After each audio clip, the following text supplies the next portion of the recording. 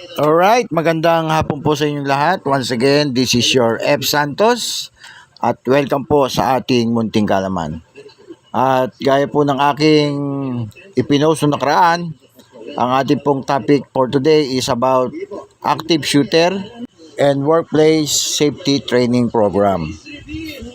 Now sa ating training objectives, at the end of this topic, the participants must be able to know and understand the profile of an active shooter, appreciate the good practices for coping with an active shooter situation, be familiar on how to respond when an active shooter is in your vicinity, be acquainted how to respond when law enforcement arrives, train security staff for an active shooter situation, identify and add more ways to prepare for and prevent an active shooter situation, prepare for and manage an active shooter situation, distinguish the reactions of managers during an active shooter situation, recognize the potential workplace violence, be familiar with the indicators of potential violence by an employee, and manage the consequences of an active shooter situation. Profile of an active shooter. Ang isang active shooter ay armado ng mataas na kalibre ng baril o armas. At ang kanyang tanging intensyon at layunin ay kumitil o pumatay ng mga buhay. Kung saan maraming tao, halimbawa ay sa paaralan, opisina, at maging sa mga pampublikong lugar. Ang active shooter ay hindi natin mata-pattern yung kanyang pag-iisip at wala itong pinipiling maging biktima. Bata, matanda, lalaki, o babae. Ang isang active shooter situation ay unpredictable at bigla-bigla itong nangyayari at typically ito ay kinakailangan ng agarang pagdideploy ng mga alagad ng batas upang ma-stop ang shooting at mabawasan ang bilang ng mga maaaring maging biktima.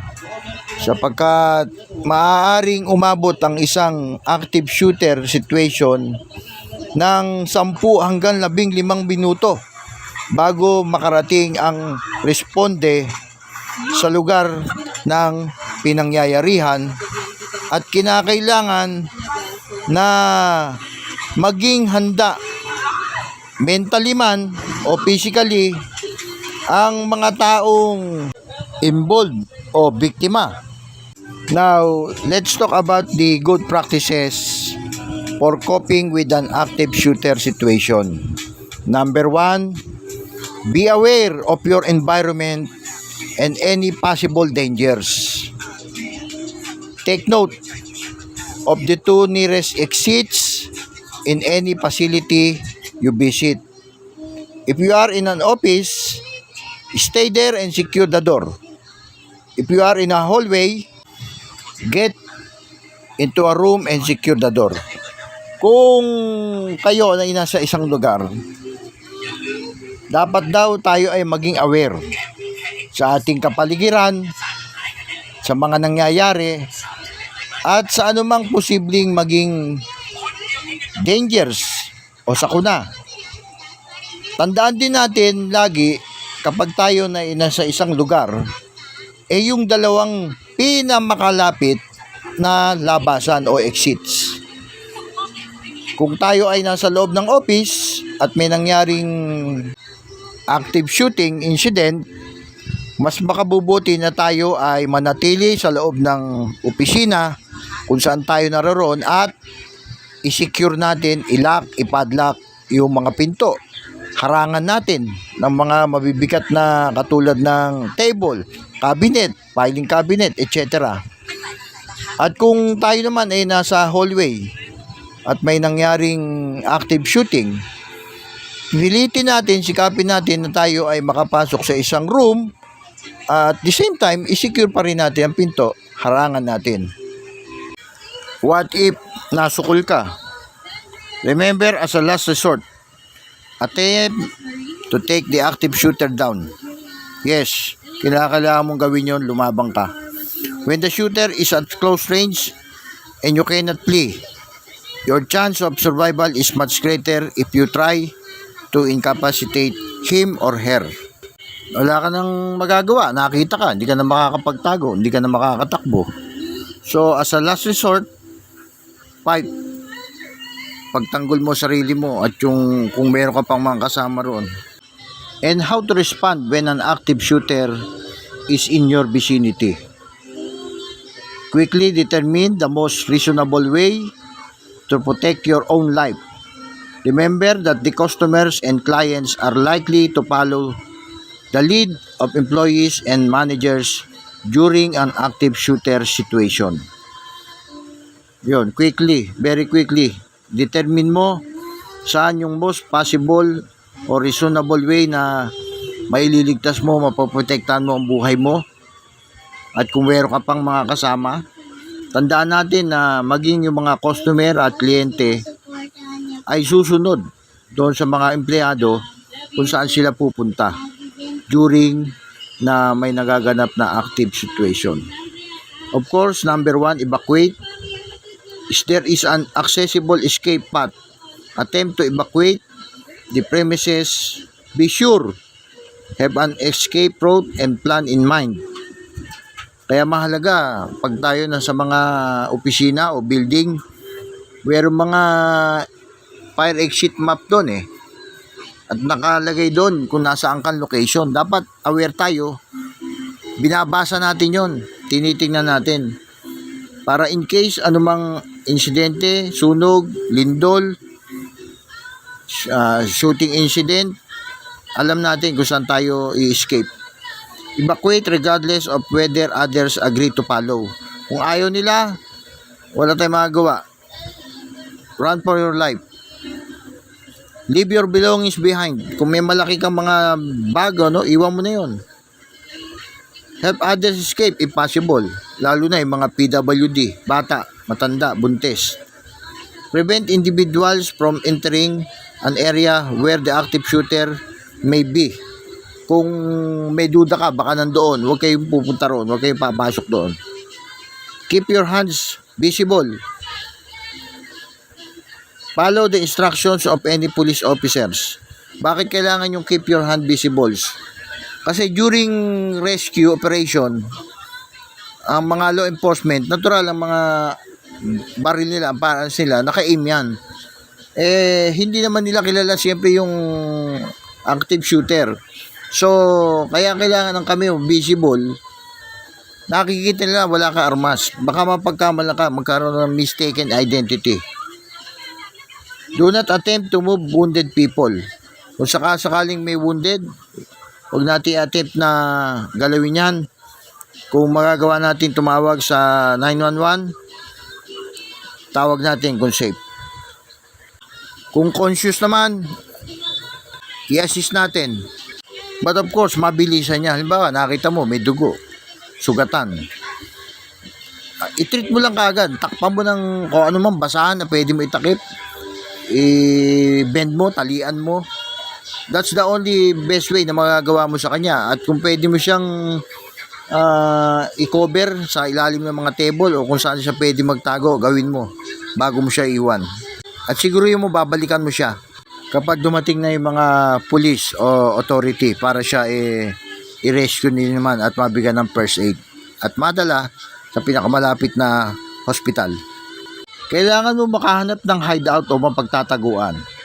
If evacuation is not possible, find a place to hide where the active shooter is less likely to find you. Mahirapan tayong makita, Your hiding place should be out of the active shooter's view, malayo doon sa active shooter.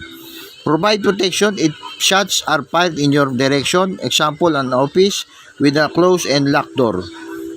Kailangan protected ka. no? Ng mga halimbawa, nasa loob ka ng opisina, sarado yung mga pinto, nakalak, not trap you or restrict your options for movement. Yung hindi ka manggat mare, hindi ka matatrap, makabilis ka rin makakaalis sa lugar na yung pinagtataguan. To prevent an active shooter from entering your hiding place, yun, lock natin ang pinto.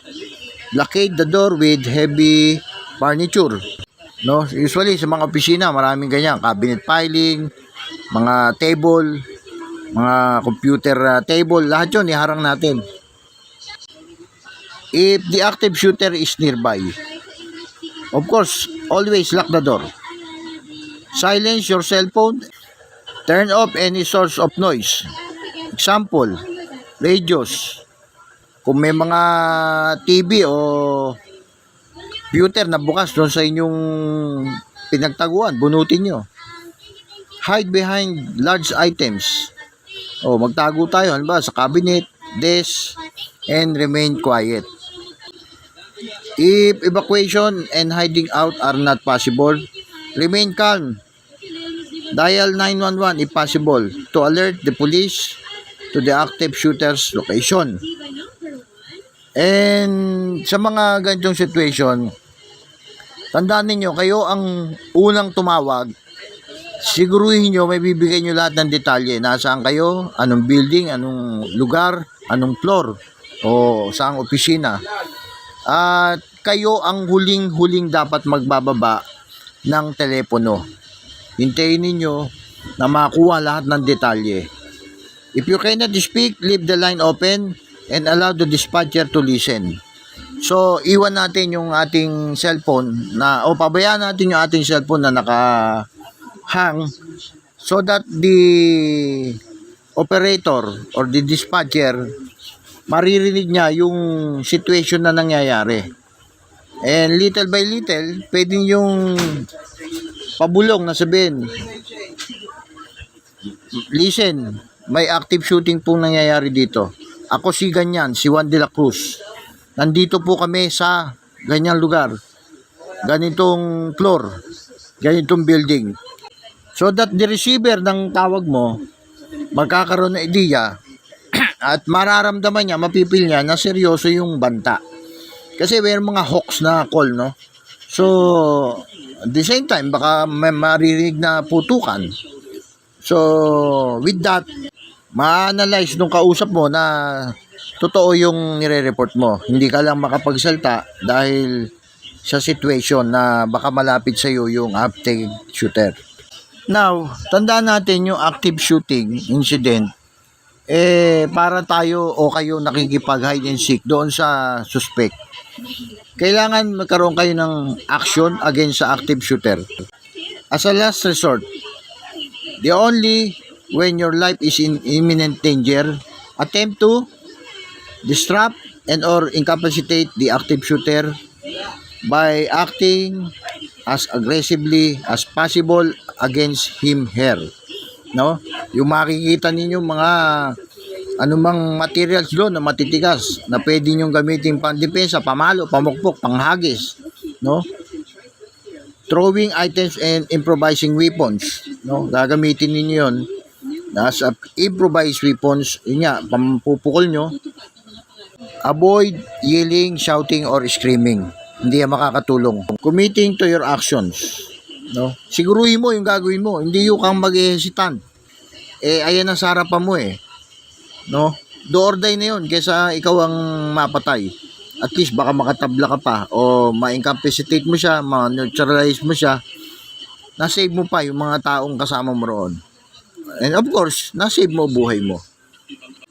Lakasan mo loob mo, deep breathing, inhale, exhale, at ang dapat nasa isip mo, makasurvive.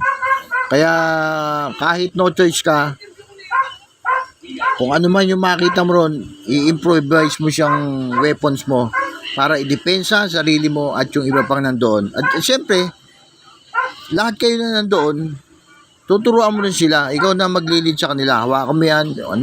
Pwede natin gamitin armas. Kapag pumasok dito, ipalo ninyo, ipukol ninyo. Wala tayong magagawa kundi lumaban tayo. That's it. Ngayon, kung mag-isa ka, wala kang magagawa. Ikaw lang mag-isa. to save your life. Kailangan i-face mo yung takot mo, face your fear, conquer your fear, para makasurvive ka. Walang may tutulong yung gagawin mong pag-iyak o kataranta. Nataranta ka, okay lang, pero sa isip mo, buo ang loob mo, lalaban ka kung ano man mangyayari. Gawin mong strength yung weakness mo. Ibig sabihin, tatakot ka, tataranta ka para sa buhay mo. Gamitin mong strength yun para ikaw makasurvive. Possible ba yun? Pwede ba yun? Yes, possible, pwede. Halimbawa, yung sunog. Di ba tataka kayo nung magkaroon ng halimbawa ng sunog sa lugar ninyo? Doon sa mga naka-experience na, paano mo na ilabas yung refrigerator, ikaw lang mag-isa? Paano mo nabuhat yung tukador, ikaw lang mag-isa? Kasi sa Real McCoy, yung adrenaline natin lumalakas kapag emergency. Kahit mahina ka, lumalakas ka. Nagiging ikaw si Superman, Wonder Woman. O sige, Darna, isama na natin. Di ba totoo yan sa pangyayari? At alam yan ng mga naka-experience na paano sila naging malakas na hindi naman talaga sila malakas. Now, what if dumating na yung mga responde, yung mga law enforcement? Ano gagawin ninyo? Law enforcement purpose is to stop the active shooter as much as possible. Officers will proceed directly to the area in which the last shots were heard. O kung saan yung huling narinig nila yung putok, pupunta ng mga otoridad yan. Sapagkat ang talagang intention nila, ma-stop hanggat maaari as much as possible yung shooting incident. Officers usually arrive in teams of 4. O, body-body sila. Typically, 4 sila. O nahahati sila sa groupings.